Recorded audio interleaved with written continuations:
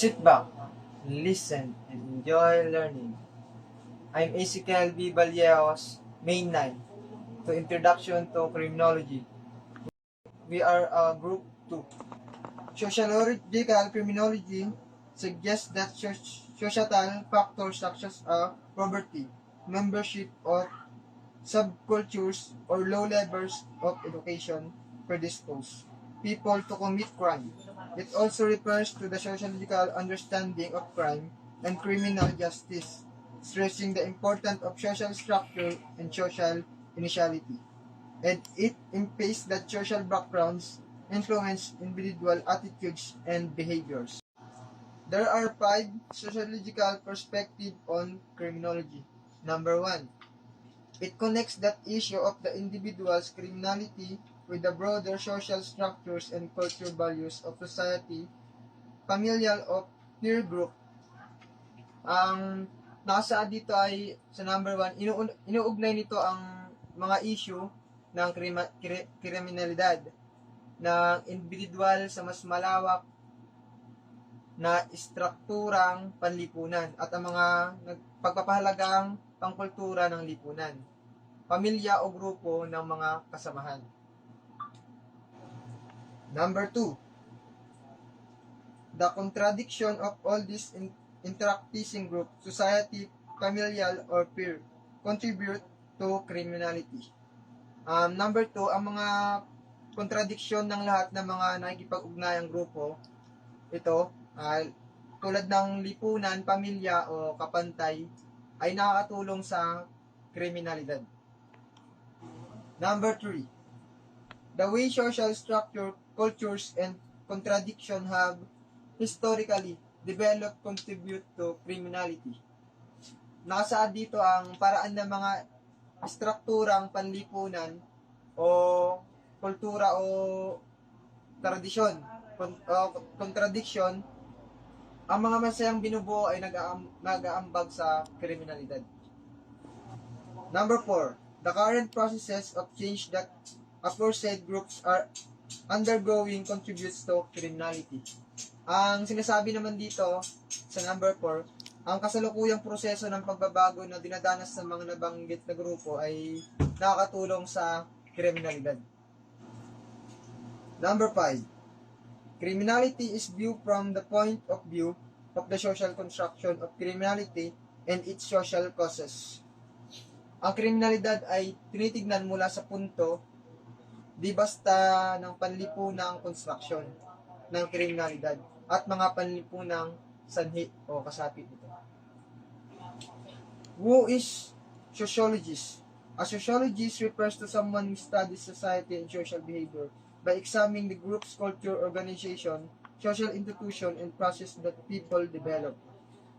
Ang sociologist ay ang isang sosyologyo ay ito ay tumutukoy sa isang taong nag-aaral ng lipunan at panglipunang pag-uugali sa pamamagitan ng pagsusuri ng mga grupo o kultura, organisasyon at panlipunan.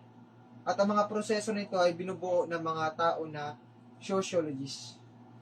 What is the perspective of sociologists on crime? A sociologist sees crime as an individual and social problem and believes that it cannot be properly understood without examining the surrounding social, political, and economic context. A sociologist believes on the concept of social learning theory. What is social learning theory? Social learning theory views that people learn by observing others. It explains how people learn new behaviors, values, and attitudes.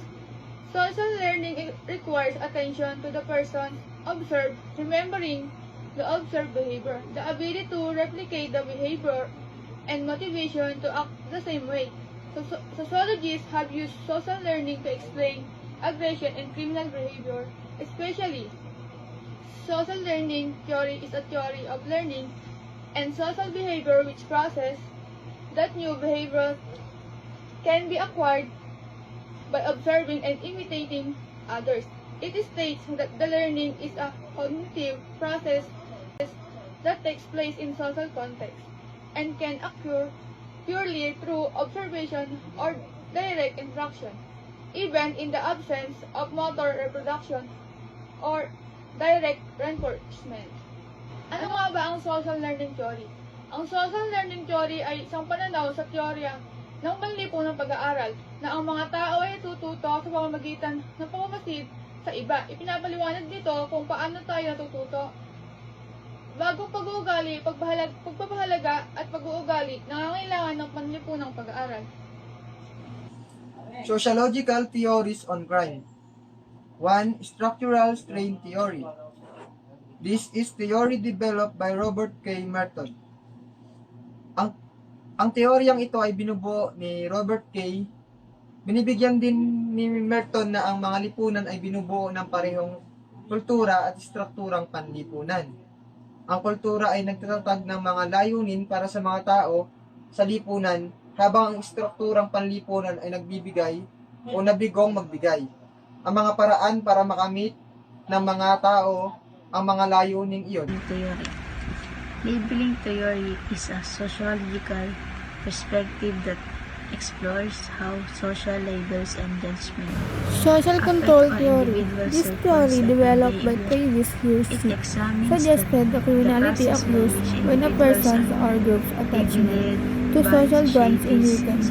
According to this view, people care about what others think of them and conform to social expectation because of their attachments to others and what others expect of them. Socialization is important in producing conformity to social rules, and it's when this conformity is broken that criminality occurs.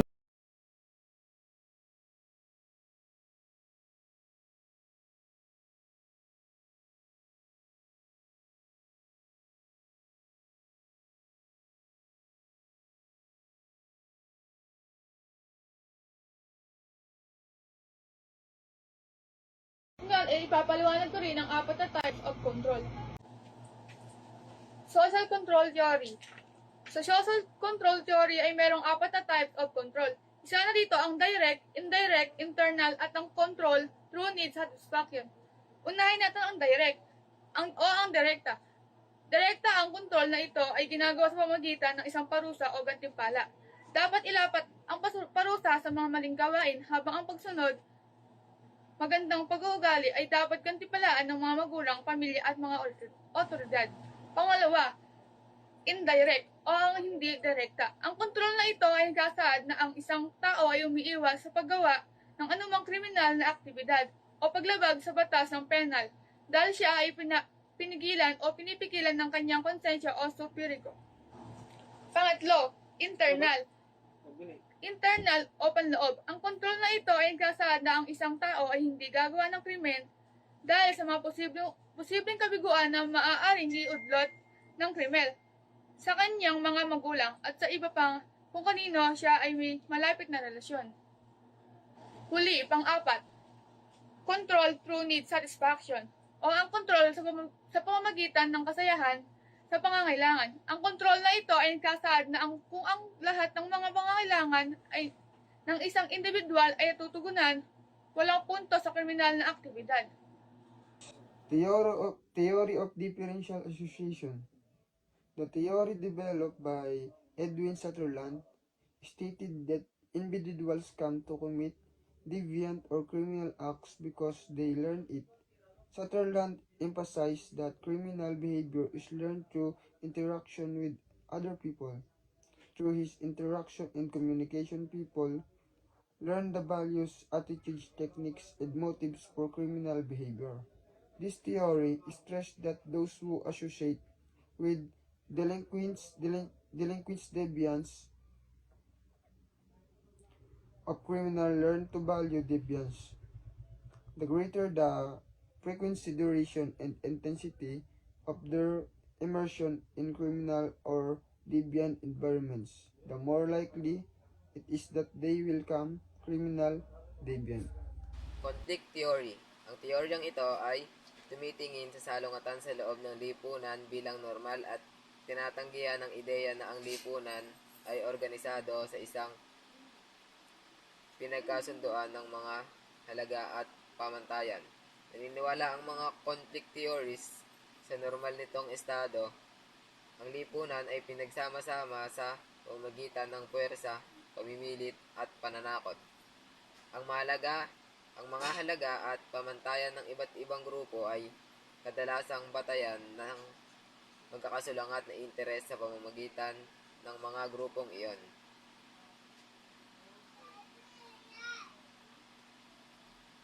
Ang batas sa makatuwid ay kumakatawan sa interes na hawak ng mga grupo na makukuha ng sapat na kapangyarihan o impluwensyang upang matukoy ang batas. Ang teorya ng salungatan ng Marxist.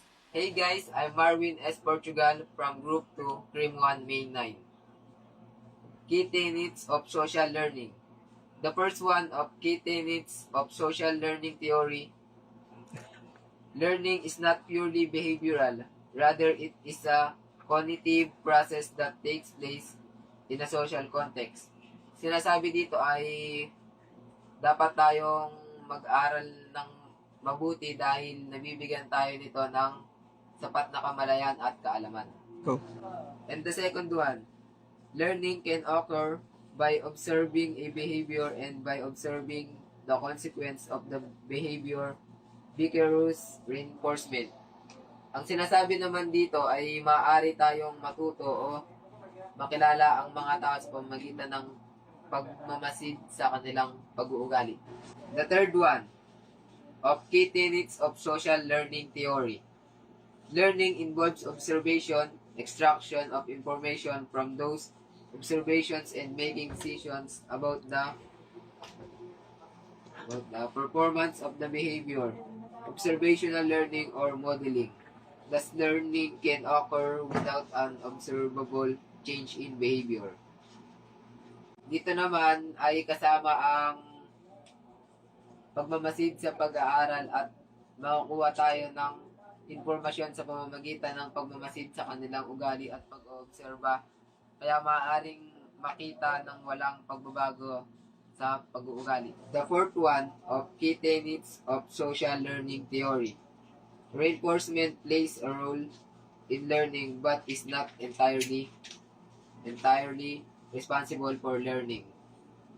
Ang reinforcement ay gumaganap ng isang papel sa pag-aaral ngunit hindi ito ganap. Lastly, the learner is not passive recipient of information, condition, environment, and behavior all mutually influence each other, reciprocal determinism. Ang mag-aaral ay hindi isang passive na tumatanggap ng informasyon at behavior. Number 1, classical conditioning theory. Ano nga ba ang classical conditioning theory? Ito ay iminungkahi ni Ivan Pavlov, isang Russian psychologist. Ayon sa teoryang ito, ang pag-uugali ay natututunan sa pamamagitan ng paulit-ulit na kaugnayan sa pagitan ng tugon at ng pampasigla. Ang teoryang ito ay batay sa palagay na ang pag-aaral ay nabubuo sa pamamagitan ng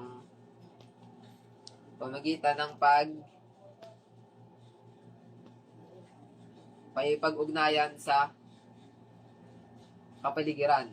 Gayon din ang kapaligiran ay humuhubog sa pag-uugali at panloob na estado ng kaisipan tulad ng mga pag-iisip, damdamin, emosyon at hindi nagpapaliwanag sa pag-uugali ng tao. Number 2, operant conditioning theory. Ano nga ba ang operant conditioning theory? Ito ay tinatawag din instrumental conditioning na nagsasaad na ang mga tao ay malamang na maglalabas ng mga tugon na may gantimpala at hindi maglalabas ng anumang mga tugon na hindi sinusundan ng anumang gantimpala o parusa. Bandura's core principle of social learning. He explored the question of what needs to happen for an observable behavior to be learned, and cited for necessary steps: attention, retention, reproduction, and motivation.